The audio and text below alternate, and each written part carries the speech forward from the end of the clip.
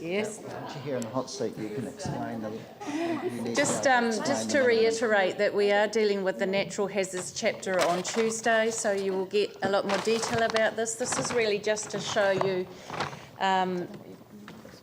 that we are allowing for certain things to be done in flooding areas and allowing recession plan changes to allow for houses to be lifted, that kind of thing. So who's speaking to this one? I'll introduce it. Yeah. I understand that one of the topics that was raised in earlier workshops was were questions around how the height recession plane and the heights would work in the flood areas in relation to new ground levels or required new ground levels. The way the rules work at the moment and the definition for ground level, I'm not sure if you have the definitions glossary.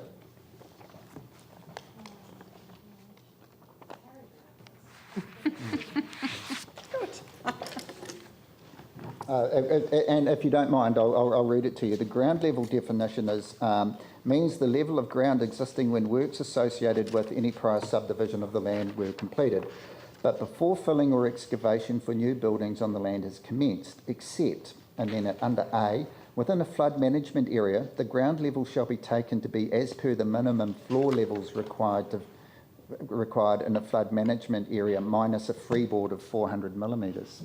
So essentially, and I'll let, and this I think is where our natural hazards expert needs to jump in and discuss this.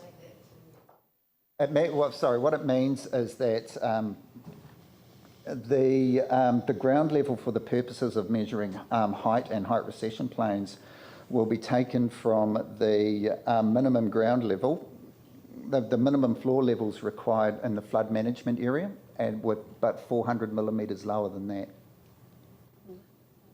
Okay. Maybe I can clarify this.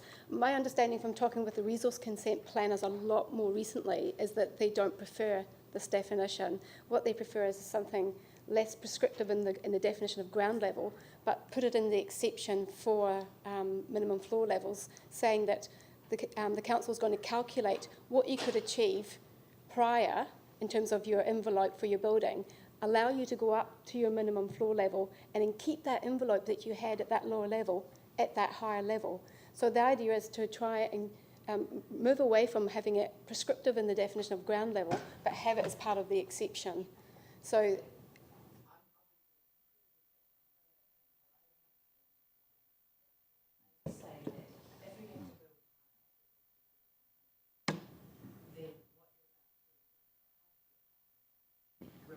remains. Absolutely.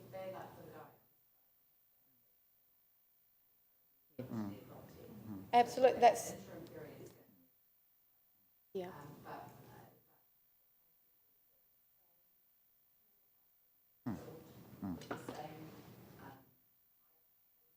It's preserved. Yeah, that's right. So what you're doing is you're preserving their rights to have that envelope and not penalising them for the fact that they have to raise their floor level. I do accept that what needs to be discussed is the impact on the neighbour. At the moment in the natural hazards chapter, we've only given this exception to those within the fixed minimum floor area. So that's people who are able to do their minimum floor levels as a permitted activity.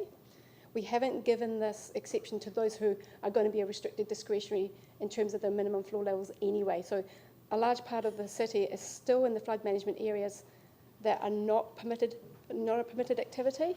So by and large, the status quo will apply. We will discuss the whole issue of recession planes with the restricted discretionary consent that goes with the minimum floor levels. So we've got about 30,000 sections affected by flood areas in terms of the revised district plan. Is that right? Yeah. So in terms of what they're allowed to do, are they all going to be allowed to do that, build what you were previously allowed to do in your zone, but build it higher? The questions that you're asking are really good questions, and that is what we intend to get into on Tuesday. I'm sorry, it's really difficult to just dive into that at that level, because we need to give you the sort of context and show you maps and everything else to answer that question properly. So the question I really wanted you to just understand today was, as Janice explained, that if you do have to raise your height according to the floor levels that are needed, that you do maintain, you know, that building envelope, that it is increased that much more by height. And the second one is, I think it was Councillor Johansson that asked, have we allowed for rules that allow for houses to be lifted through the recession plane, you know, if they have to have something done to their foundations, and we do. And I'd just like Scott to bring that to your attention as to where that is, please, Scott. There is a rule that deals in each zone that deals specifically with temporary lifting and temporary relocation of residential units for construction purposes.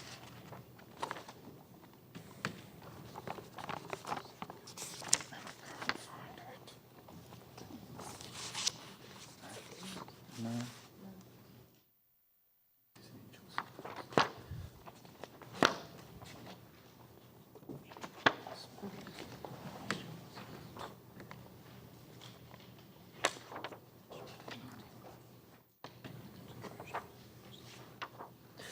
Sorry, it's in the permitted activity standards.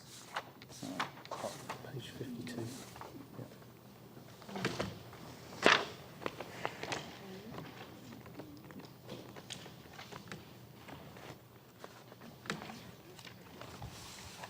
yes, so if we look, an example is if we look at page 52 at permitted activities 16.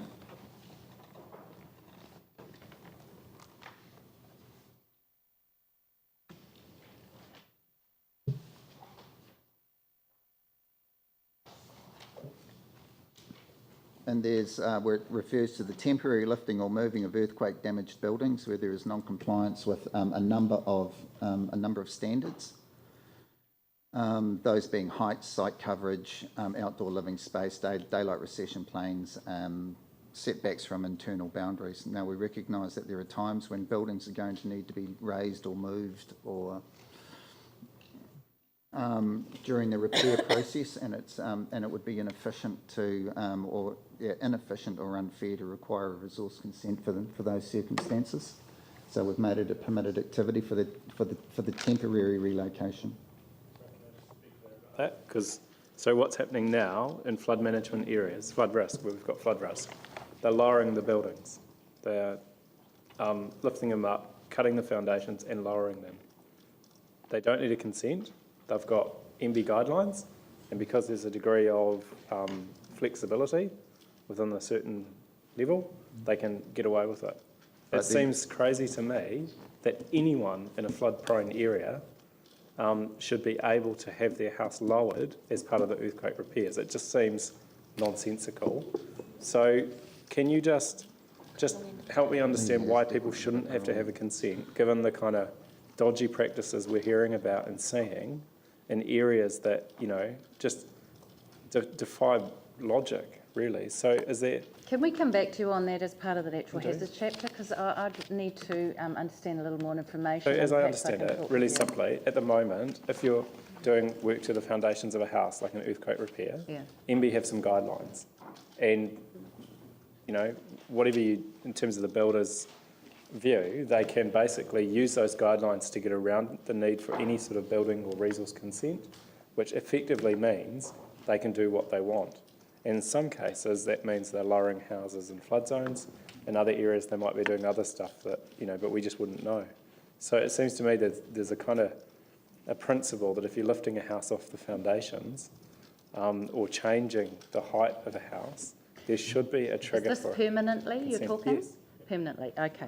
We do need to come back to you on that one then as part of the natural hazards chapter. That's not something that we're aware of, but we will look into So that. in Woolston, when people had surveyed, 5 people had that done to them. So it just, like, it's widespread.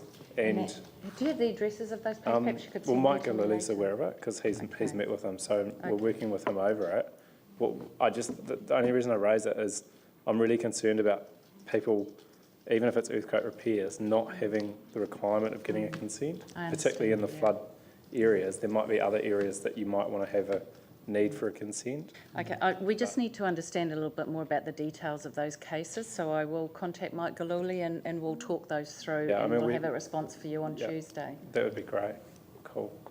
Part of that legal response will be to do with existing use rights, Yes. which is quite a problematic issue here because,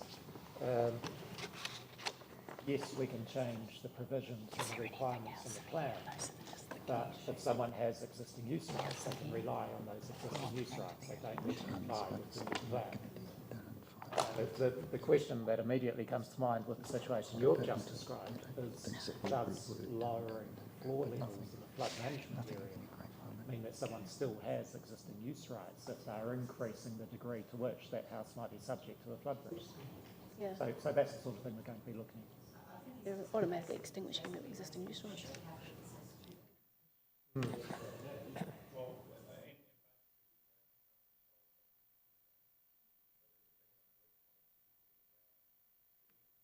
Yeah, let me talk with Mike Galuli to understand the details, if you don't mind.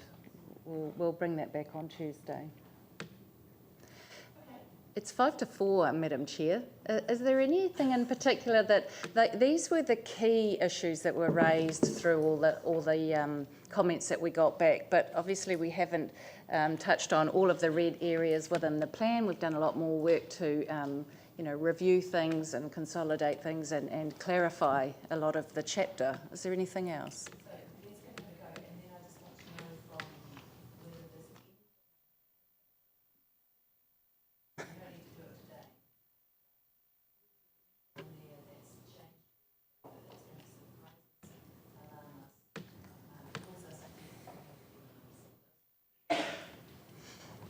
Okay, thanks. I'm looking for that space where we can talk about the interface between this and the insurers. It's a major issue for those in many parts of the city, including Burwood Pegasus. We know what insurers are like, so they won't pay out to enable people to lift their houses. So where do we have that conversation? Is it possible on Tuesday or not? Or No, that's not really strictly How does that a work? district plan issue. No, but To be fair, it is a good discussion for you to have, but I would not want to take up these workshops on that matter. But it is an issue, perhaps through the housing committee. I'm not sure what reporting or what mechanisms you have on housing insurance. Yeah, I would think Right. it would be. Yeah. But it's a different issue in relation to the district plan. I recognise it technically wasn't the right place, but it's something I So think we perhaps need it's to something grapple you with. need to raise when you're next in committee and ask for some, Yeah, a paper perhaps. yeah, that'd be great. Thank you.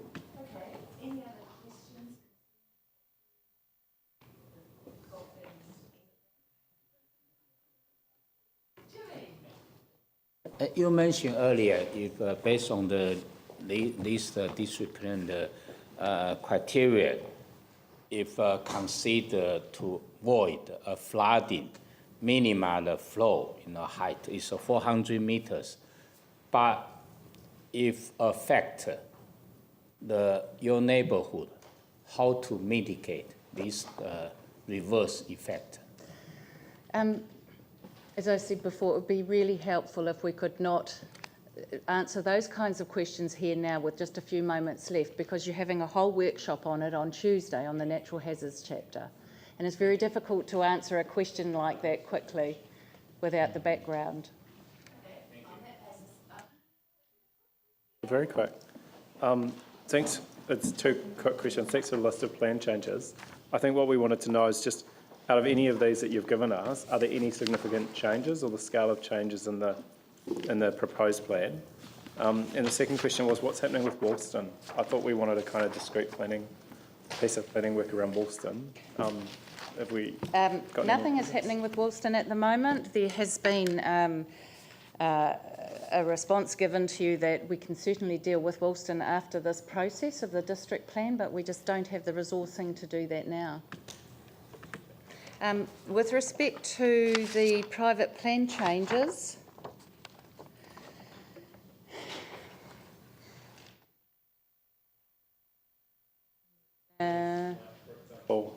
the other question that was raised as part of these was there was also some deals done with developers over certain things. So the mail site, Memorial Ave Rusty Road, for example. So Yes, I don't yes, quite you've know. said that before. I did speak with Mike Teelan about that. They weren't deals done behind closed doors. They were negotiations between the UDS partners with respect to PC1 at the time about how much land should, how much business land should go into the RPS plan, you know, the Regional Policy Statement, Plan Change 1, or Proposed Change 1. And the mail site was included at that time, and so were other business areas along in that area. So they weren't deals done with developers. They were deals done between the UDS partners in negotiation to try and achieve a settlement out of court on that matter.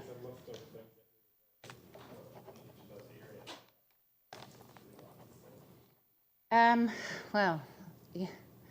Because all of that was taken out of court, I would have to go back and check my records whether it actually came through in a consent order in the end. I can't quite recall. It may have been. And can I just say, I'm sorry, Madam Chair, just to bring it to your attention that the next time we meet is in fact not the Tuesday, which is the Natural Hazards Workshop, but it is Monday, if I go back to this chart here, 5th of May, and we will finish the industrial chapter, which we only got halfway through, and we'll do the contaminated land chapter, which then leads us with just 2 chapters left to do as a full overview like we have today, but then we need to come back to you again with the remaining 5 chapters for the final review. So we do need to find some extra time before the 12th of May, at least another day, if not 2. And I'll work obviously with the Mayor's office to try and do that.